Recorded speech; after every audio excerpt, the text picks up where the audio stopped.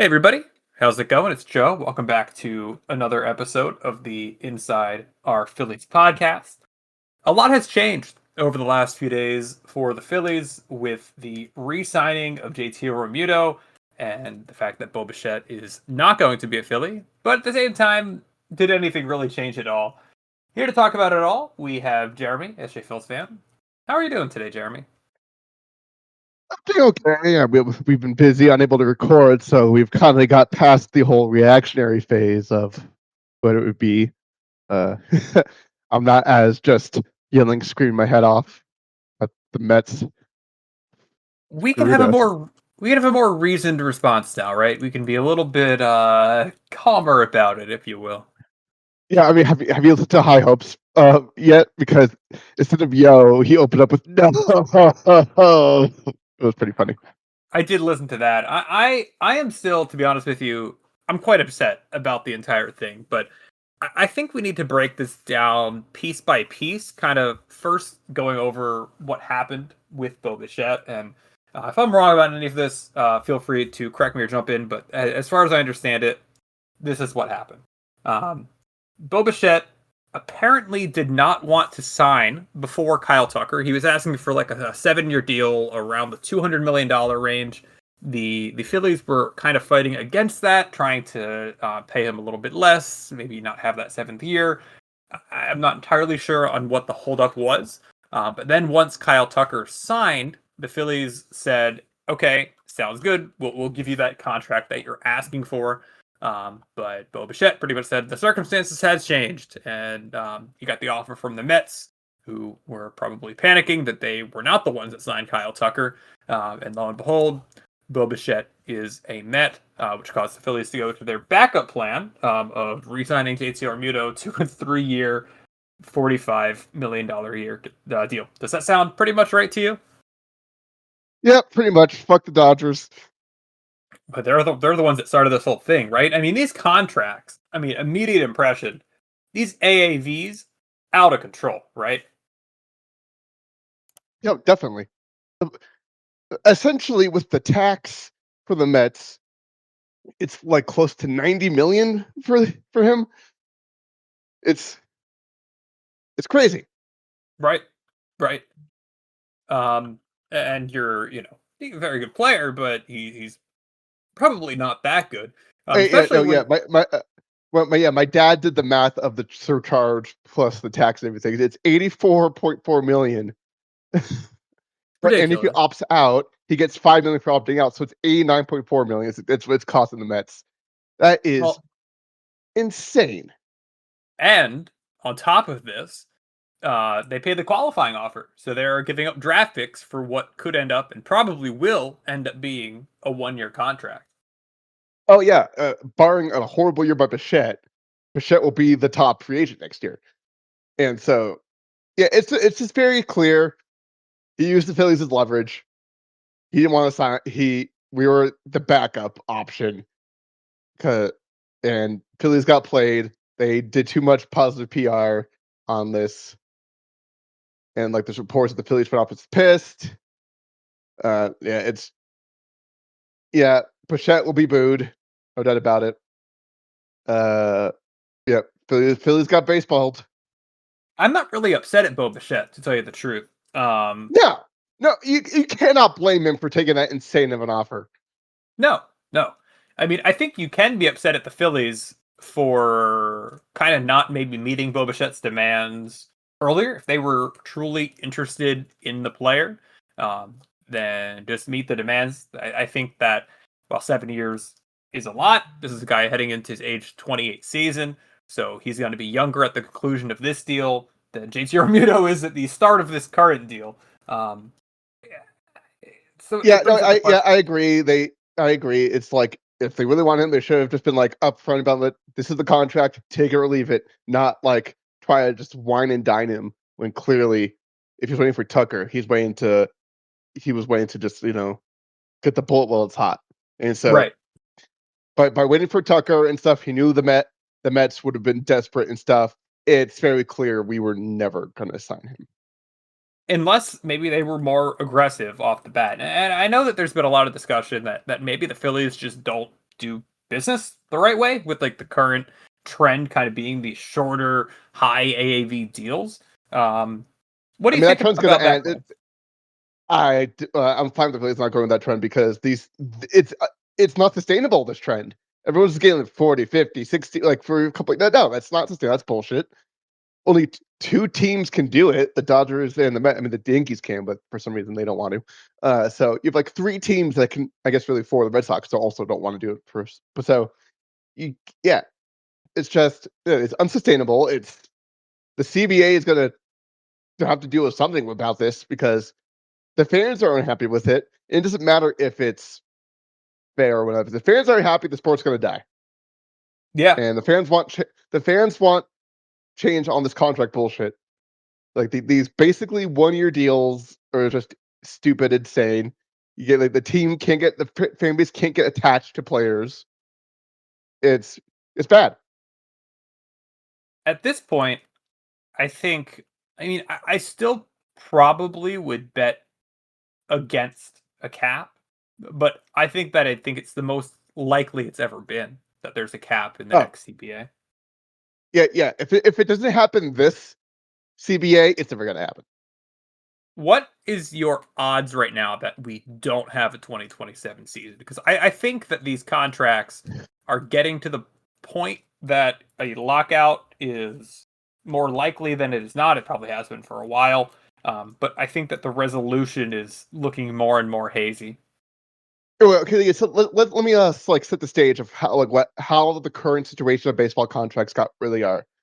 So everyone is aware the 94 season strike was over the cap. Not the players refused the cap. Strike happened. No World Series. Expos got screwed. And then from that point on, Yankees really started flexing more of their muscle and stuff. Started signing all these free agents and everything. And so the new cap wasn't going to happen. And that's how we got the luxury tax system. It's because of the Yankees signing everyone.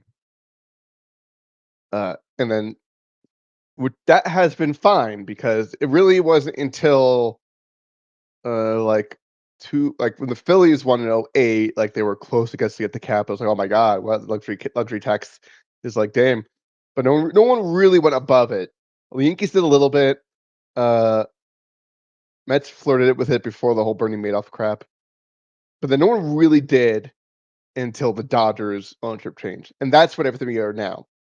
And so, and then the Mets got sold to Steve Cohen, and that's why that doesn't matter there. So it's basically it was working fine enough without the cap until we got these mega billionaires owning teams, and now we need to account for that. Yeah. So The that's where we are. Why we are where we are now. It's we something needs to change. Whether it's a cap, whether it's limitations of opt outs, whatever that can somehow get through, which is even harder to. But deferred money. yeah, deferred money is the number one thing that will be gone. I think everyone could agree on that. Yep. Because that doesn't hurt anyone. Players still get the money. All this so defer money gone. Because really the teams like the money is put in an escrow. So like the teams are still paying that out. So teams will be fine giving that like getting rid. So Yeah. yeah, defer money will be gone, which will put a tamper on these bullshit contracts, short term ones. So yeah, that's where we are now. Yeah.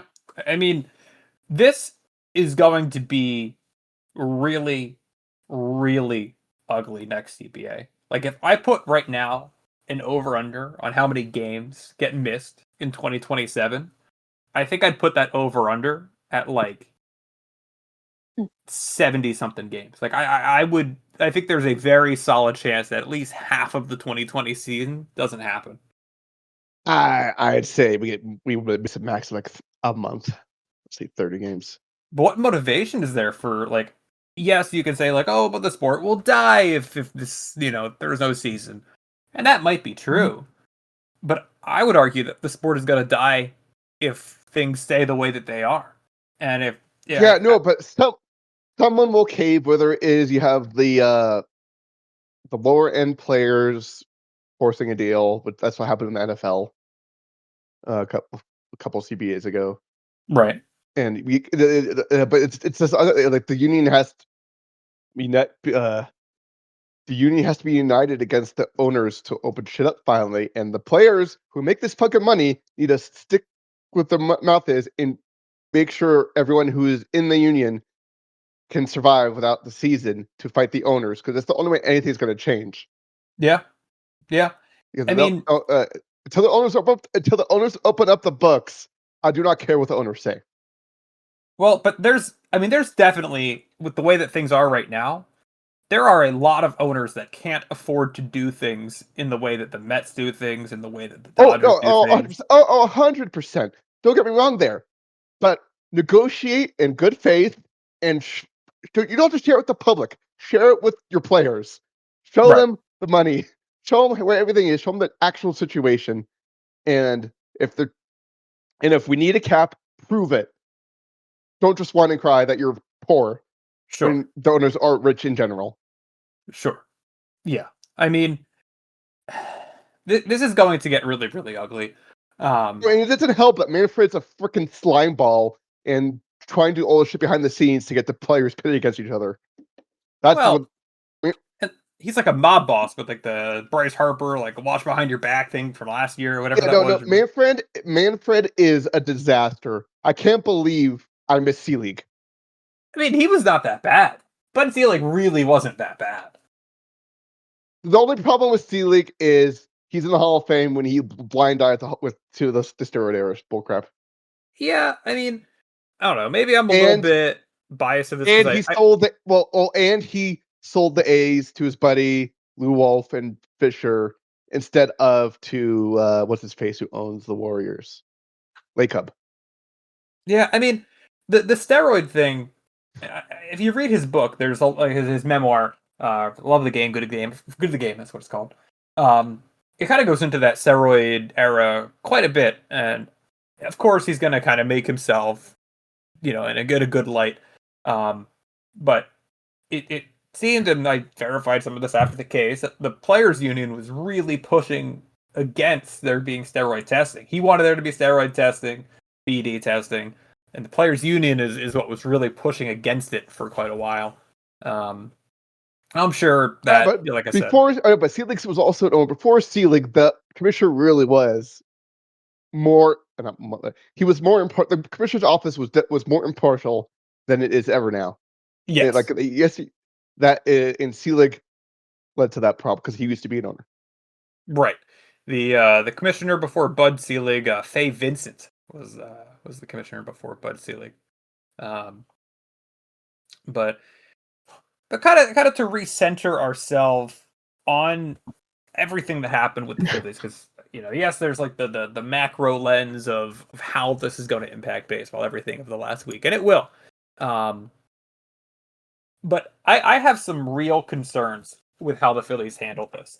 I think it's funny that they still haven't posted like the official re-signing of JT Realmuto. I think there's a real solid chance that they're going to have to disable the comments on like their Instagram account when they do have to inevitably post that, which would be kind of funny.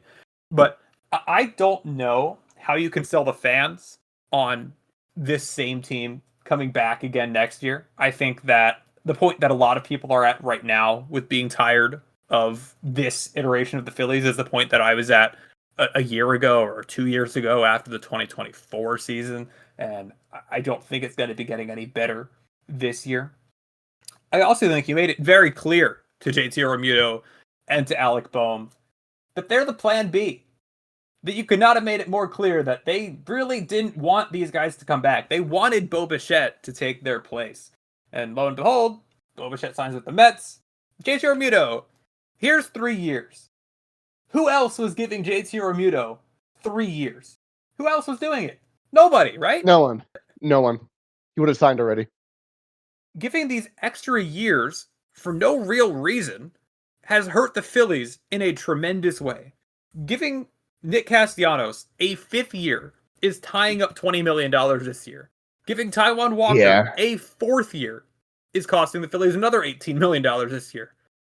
That $38 million of flexibility would go so far to improving the team in a measurable way right now. But they can't do it. They just can't do it.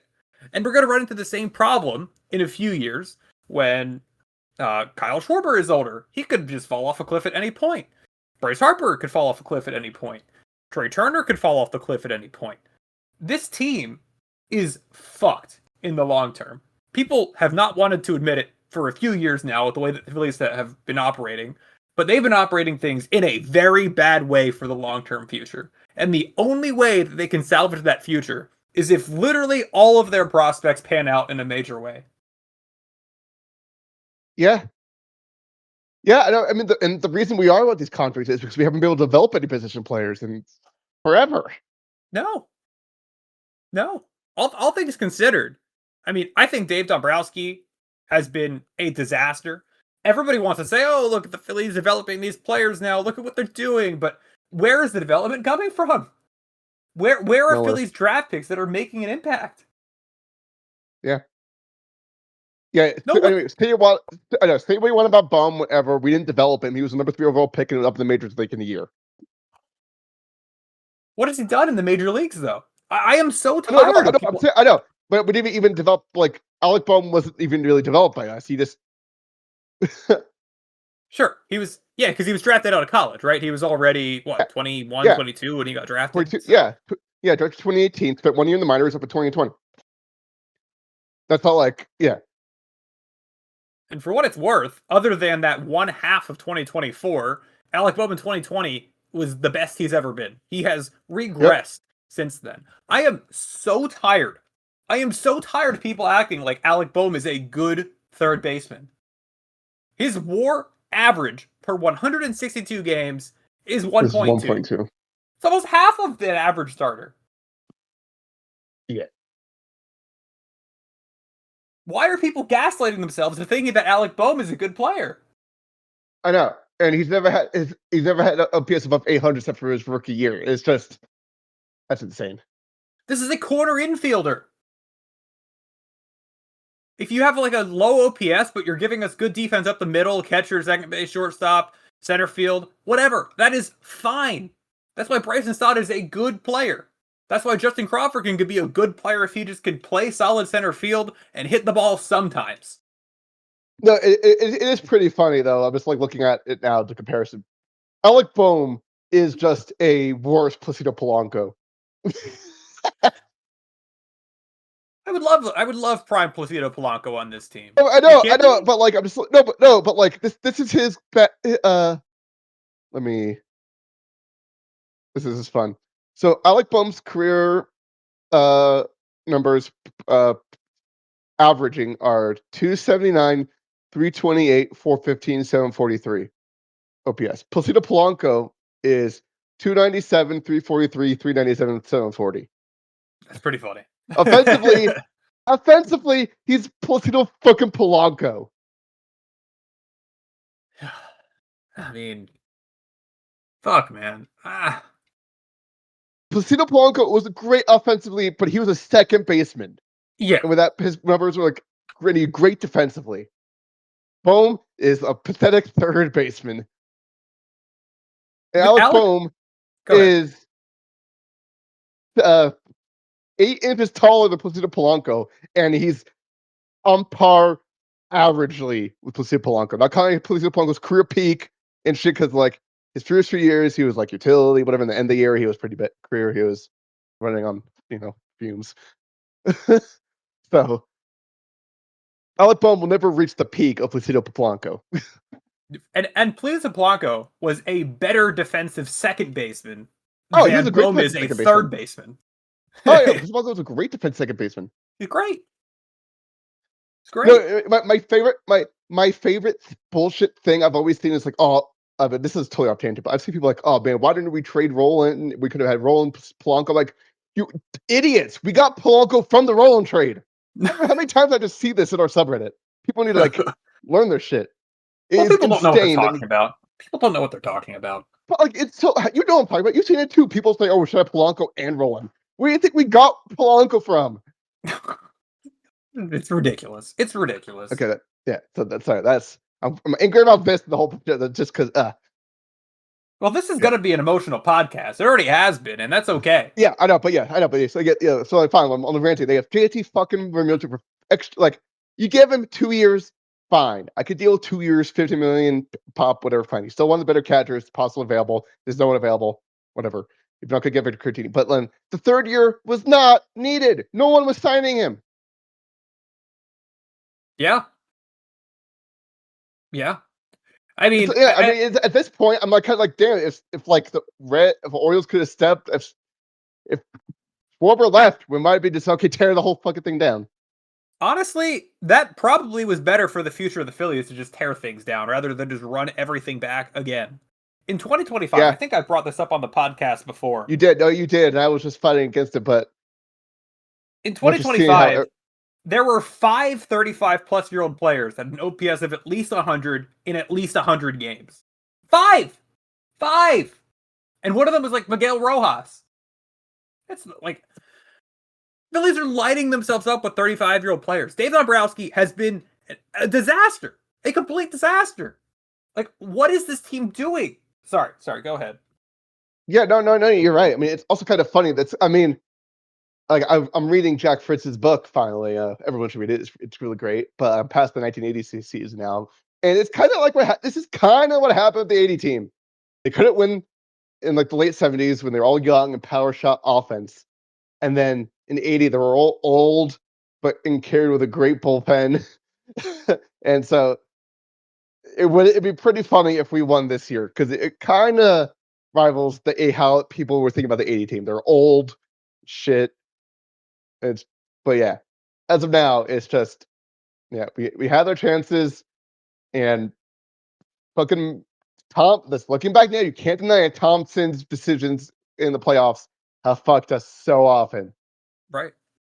And everybody wants to keep saying, like, one thing off the bat, I need people to stop saying, like, confusing optimism for being rational. Sometimes being Yes. rational does not mean you're being optimistic. If you're looking at a situation and you're being reasonable, that doesn't mean you have to be positive all of the time because not everything is positive. Yeah, One because thing like rational, like rationally, we could easily win 92-3 games with this team. But sure, I'm not positive about their fucking chances in the playoffs. I I would take the under on them winning that many games. One thing that people point out as a strength, when people say like, "Hey, are the Phillies better than they were last year?" I would say no, they're definitely not better No, than they were last no. year. But one thing people point to is the bullpen being better than last year's bullpen. But is it better than last year's bullpen? Like when you really look at it, right? You have a full year of Durant. Awesome. That is great to have a full year of Durant. Your number one lefty, Jose Alvarado. Do you feel good about that?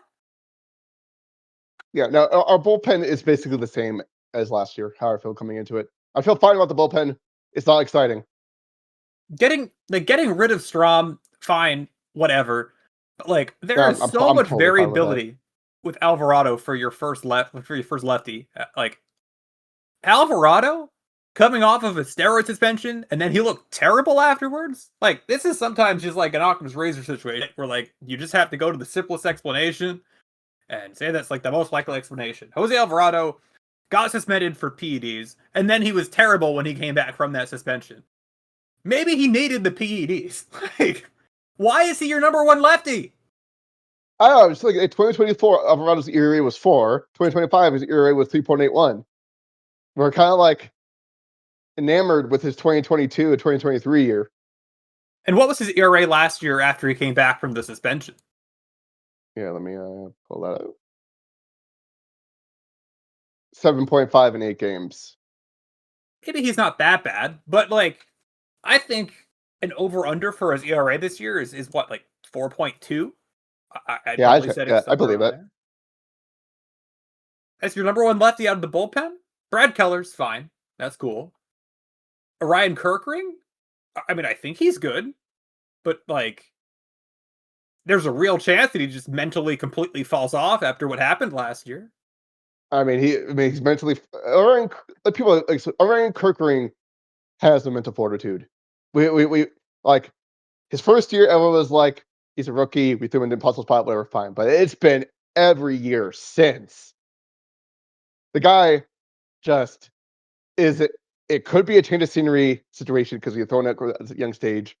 coming up with the Phillies, but at least a Philly, Ryan Kirkering, does not have that dog in him. Yeah. Like I have no idea what to expect for Ryan Kirkman. Tanner Banks, like I think Tanner Banks is good, but he's also like 34 years old. Like I don't know. Relievers are so fickle year to year. I don't feel like because of one good year of Tanner Banks, I can completely count on him in the future. Yeah. Like I'm going into this saying that there's no lefty I can trust in the bullpen. When if Strom was here, Strom's frustrating, but I think I could generally trust Strom. And then you have like Jonathan Bowlin, you have Zach Pop, you have Zach McCambley, you have whoever Yeah. else you want to throw in like the back of this bullpen, and those guys are not going to be the ones that like make or break the year, right? But um, I don't know. Yeah, I mean, but and also to be clear, the Met signing Bichette does not make them a powerhouse. This is their lineup right now. Lindor at short, Bichette at third, where he might honestly be terrible at. Soto in right, old ass Simeon at second. Polanco has never played first at first. Vientos, BABIP Merchant, 1 year wonder at DH. Alvarez at catcher. Beatty bust in left. And I don't know how Benji, whatever, in center field. This division is not great. This division is really not great. It's crazy. Do you want to Yeah, keep going through the yeah, Phillies for next year? Just kind of like talk through the rest of everything. yeah, yeah. So okay, yeah, if Taiwan Walker regresses any bit more, we are fucked. But his, I mean, Yeah. but even still, people like his FIP last year was 5. He was not good. I don't give a shit how he was in those like beginning. The warning signs were there entirely. Well, let's talk I about that rotation in general, Yeah, right? Rotation. We'll start with Walker. Like you said, he overperformed to a pretty massive degree last year, based on the peripherals, based on everything else. But he's coming into the year as your number 4 starter, right? yeah, that's so bad. Christopher Sanchez, I think you feel great about Christopher Sanchez. Christopher Sanchez is amazing. I love him. Even if there is probably going to be some like baked in regression, right? Like baseball reference projection for him next year has a 3.12 ERA, which is still great, unbelievably valuable. But like Yeah, I wouldn't go in expecting a 2.5 again. no, I'm expecting under 3.5. That so yeah, The inherent variability of it, right? yeah. Next, Jesus Luzardo. I think we all feel really good about how he did last year, but he's never had 2 healthy years in a row. And I feel like until he does that, there's always going to be some degree of a question mark for him. Baseball Reference's projection for him, and again, he is another guy who had by far his best career year last year. Baseball Reference is projecting him to throw 158 innings with a 4.04 ERA, and that's right now your number 2 starter. What are your like thoughts about Jesus Luzardo going into the year? Yeah, no, I mean, I wouldn't be surprised by that number because like he's gonna have his run where he's gonna be unhittable, and he's gonna have his other run where he is hittable and wild. So Yeah, that's he's just another guy. yeah. Like he had a really great year last year. I probably would not expect as good of a year, but if you sign me up for 158 innings out of Luzardo, that would mean he was I mostly take it. healthy. I'll take that. Right. Your number 3 starter right now, Aaron Nola. Aaron Nola, obviously, he had a lot of struggles last year, a lot of injuries last year, the 6.01 ERA, but he has a track record of being serviceable, and I think most people expect him to rebound to some extent. But he's now also heading into his age 33 year, and this is another contract that might doom the Phillies. Yeah, yeah, but obviously his peripherals were way better than over a run and a half better in FIP, which is a positive sign. And like he did show like signs of like His stuff, he was better a lot when he came back from his injuries.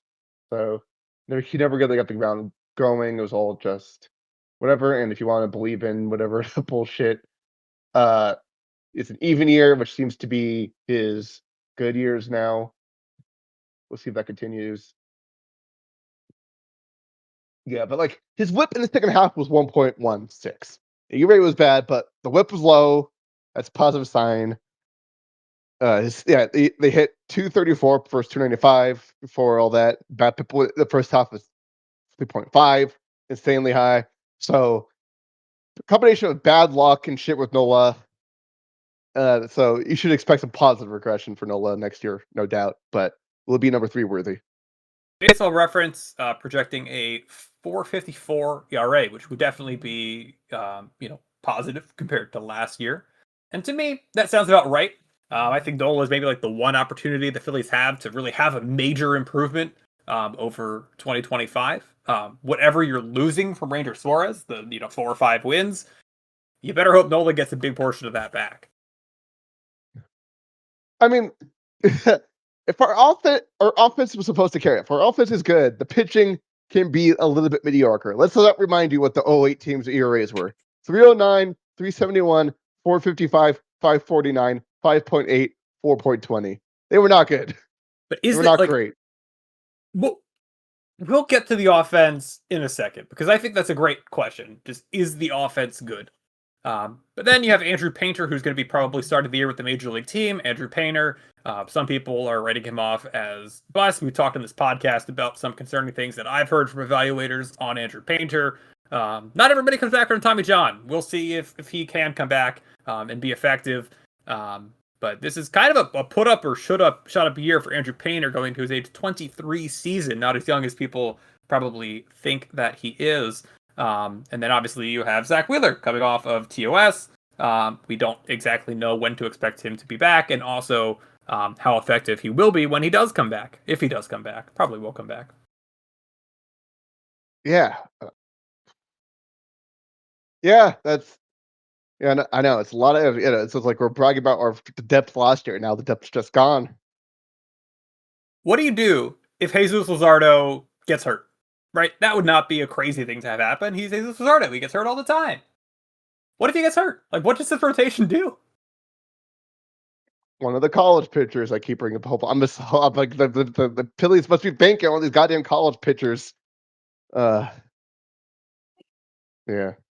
But this then goes back to what I think has shown. This is one of the examples of how pathetic they've been operating. They just realized last year, like, oh shit, we don't have pitchers coming up the pipeline. We only have Abel and Painter. Who else do we have? Let's just draft a dozen of them. But if you're putting pressure on any of them to perform in 2026, then like you can't expect anything. You're putting Painter into a spot where you need him to be productive. The Phillies need Andrew Painter to be good, but he might not be good. Yeah.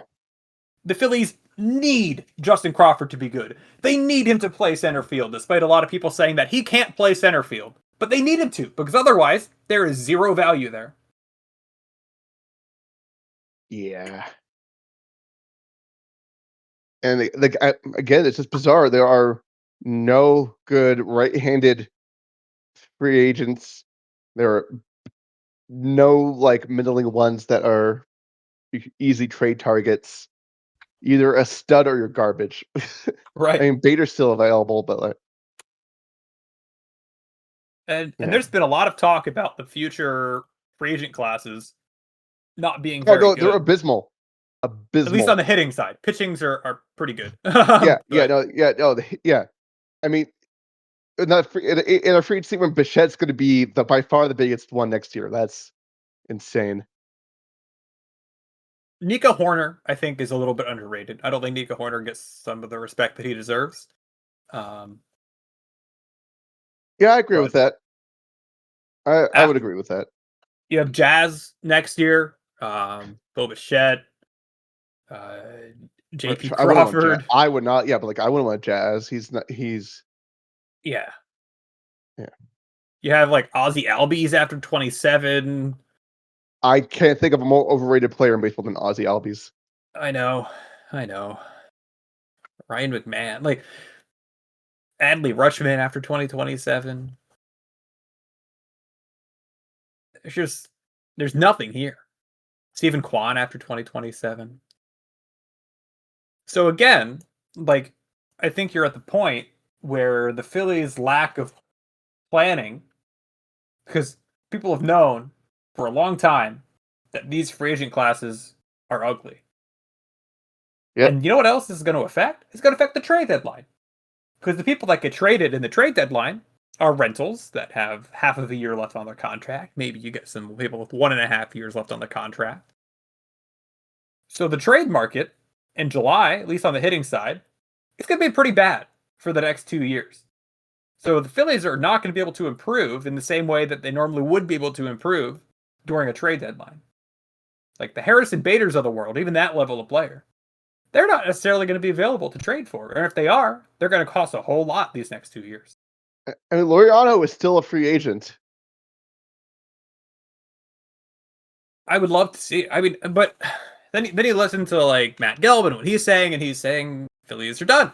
The Phillies are pretty much done. I know, but we heard them say that all of a sudden they were in on Bichette, so who knows? That's true. I don't know. I don't know. I know, The but yeah, offense the for biggest thing I know the biggest thing that the Bichette situation happens is it removes the the reset button that would have caused. He would have not signed JT. They would have traded Bohm. Who knows what would it like? Whether it's just it would it would have been new faces and got rid of some more crap. And we're still I waiting them to release We're still waiting them to release Castellanos. As of now, Castellanos will be on the team in 2026. right. I mean, I almost thought for a second to try to like curtail the negative reaction that the Phillies were going to be getting from the Realmuto and Bichette stuff, that they would kind of try to sneak in Castellanos to get like a little bit of goodwill, get in like But it was just hilarious how fast the JT news popped up when Bichette was gone. Oh my god. It's like you can't make it more obvious that he's a plan B. Alec Bohm, Yeah. with his like attitude issues, do you think he's gonna be happy to know that he was a plan B? No, I don't think so. Remuto, I'm less worried about, but he's also just not that great anymore. If I hear No. best catcher in baseball one more fucking time, Best catcher in baseball.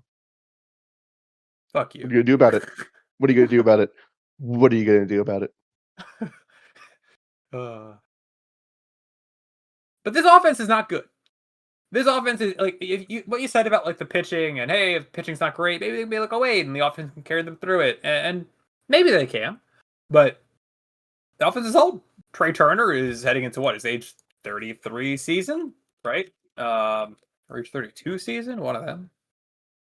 Yeah, he's heading to his age Yeah. 33 season. Trey Turner is, and he was very good last year, but again, you're at that point where a massive fall off can happen any year.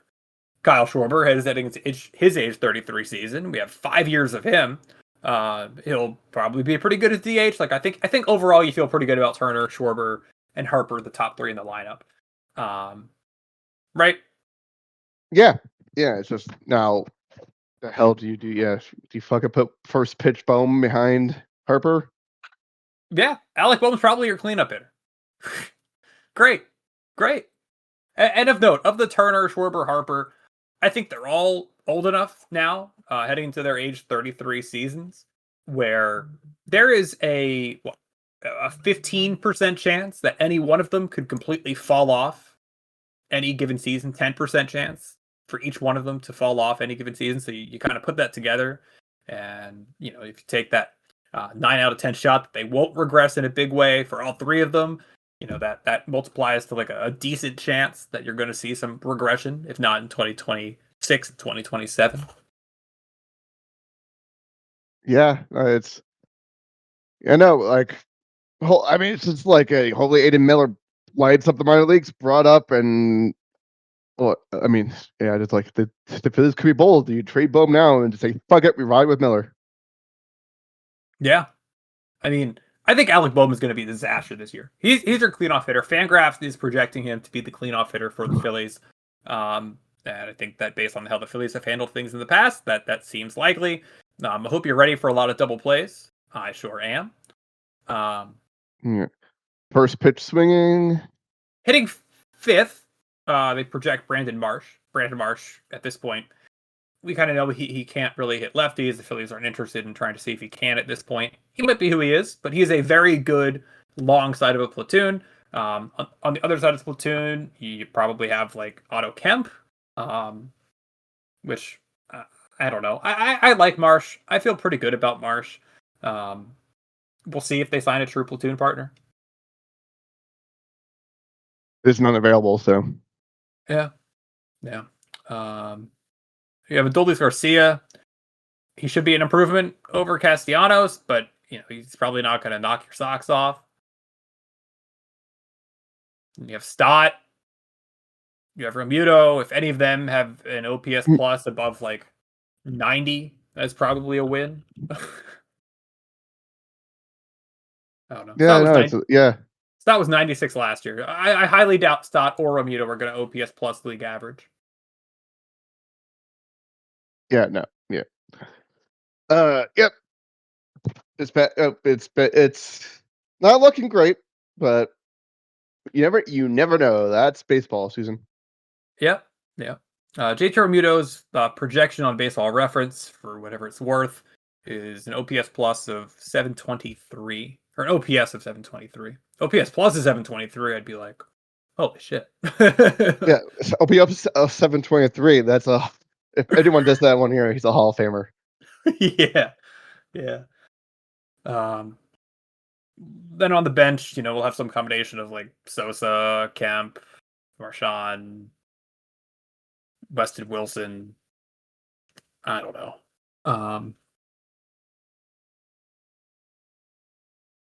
Yeah. This team, like going over it and talking about it, it makes me sad. It makes me angry because it takes a lot of mismanagement to get to the point that the Phillies are at. And they have to win one of these years. And there might not be a 2027. Because if they don't, they are fucked for a long time. Yeah. And then we'll get the number 1 draft pick in a draft with no good prospect again. And do you trust them to make that draft pick and then pick a good player with that draft pick? No, I don't. we'll get in a 2016 situation where it doesn't matter who you picked. Sure. The only good first round pick is Will Smith, who was like a comp pick. Yeah. Yeah. No, I am just so tired of people making every excuse for the Phillies possible. Like, they haven't drafted well. Other than some pitchers, they have not developed well. They have not managed their resources well. Yeah, again, like Nola was up within like a year. We did not develop him. Drafted 2014, made the majors in 2015, 13 starts. He was a finished product coming out of LSU. We did not develop. Yeah. Like, you're looking at a point, right, where in 2028, the Phillies are going to be paying JT Realmuto $15 million, Nola $25 million, Harper $25 million, Turner $27 million, Schwarber $30 million. That is, and you also have Christopher Sanchez. He's there for 5.6. What a crazy contract that is. But that's more than $120 million for probably very, very, very little production in 2028. And you have many of those contracts, all of them, except for Realmuto, going on to 2029.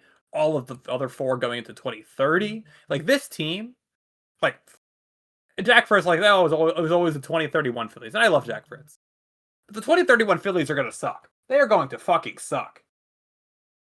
Yeah, unless we somehow fix our play development. Which would be great. I'd love if that happened. This is so negative. This is like an unbelievably negative podcast. Yeah, yeah, because we went from good news to running it back. Yep. Like, why didn't we trade Kirk Rings for Ford from to the Mariners? It's just like, yeah. We've tried nothing, and we're all out of ideas. That's the Phillies. Yeah. I want to give people permission. If this team is frustrating you, if this team annoys you, if you are tired of watching them, you have permission to not watch them. I I have watched a lot of bad Phillies teams, and I have enjoyed pretty much all of them more than I've enjoyed the 2024 Phillies, and honestly, definitely, I mean, obviously the 25 Phillies, probably the 24 Oh no, Phillies the as first well. half 2024 Phillies were great to watch. Yeah, but you're right. Second You're right. half, yeah, no, it was the second half that it was just like, get your shit together. Stop panicking. Why are you fucking panicking? That was the year that nobody seemed like they were ever having fun, though, right? That was the year that everybody seemed miserable all the time. Yeah. And it didn't seem like they're having that much fun last year, but they were more consistent Right. until the playoffs again. Last year was the least fun I've had watching a Phillies team in a long I, time. I was yeah, more I agree. excited for the 2016 Phillies than I am for the 2026 Phillies. Yeah, no, because last year, yeah, the problem with running it back was it didn't matter what they did in the regular season. You needed to prove it in the playoffs, and everything they showed was they were going to fold again, and they folded again. If somebody needs to take a break from the Phillies, that's okay. To be honest, I know I'm gonna end up fucking being a sicko that watches every fucking game again, and I know, I'm yeah, gonna fuck you. See you tomorrow night. Yeah, I'm gonna hate myself for it. But like right now, I seriously just want to watch another team for a year just to see what it's like. I want to watch a random team. Like, give me. I want to watch 162 games of the Minnesota Twins or of the Texas Rangers or whatever. Like the San Diego Padres. I just want to watch another team for a year to see what it's like because I am so tired of this team. Like like baseball is my favorite thing in the world, and this team has completely sapped my ability to enjoy it, and I can't. I can't take that it's going to be going on for another year, and realistically, like more years. The best thing for the Phillies would have been to been bad last year, so that they could have traded Schwarber at the deadline. They could have traded probably Realmuto at the deadline. They could have traded Luzardo at the deadline if they wanted to. They could have traded uh fucking Wheeler at the deadline. They could have refreshed the farm system. Instead, they're just so fucked. They're so fucked. yep. But can't wait for the year. We're gonna do great. Go Phillies. Yeah, go Phillies. Go Phils. Ugh. Sorry with all the negativity. Sorry with kind of trying to take over there a little bit. I want to make sure you Daddy have a is mad, chance. boy. Daddy is mad, kids. What, have anything you wanna? Uh, oh yeah. No, I think that pretty much sums it up.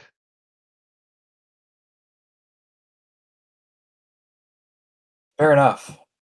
Fair enough. All right. I guess that is everything that we have for today. Then we will be back at some point in this next week, I guess. Unless maybe let's turn to a twins podcast inside our twins. Ah, You yeah, wanna? get that bullcrap out of here. No, get that bullcrap out of here. No, that's too far. Shut the fuck up. This is just the least. This is truly the least interest I've had in the Phillies in a long time. I am. I hate this team.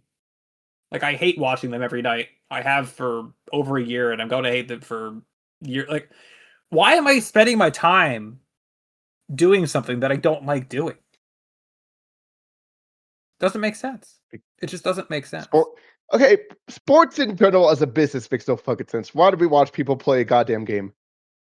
That's true. That's true. But like I've watched bad teams and I've enjoyed watching them. Like I feel like for me, maybe other people don't feel this way, and that's okay. But like for me, like winning is not correlated one to one with my enjoyment of watching the team. Like I have watched bad teams and liked watching those bad teams plenty. And there's a team that's objectively good, like the 2025 Phillies that I despise with all of my heart. Like, but you're right. You're right.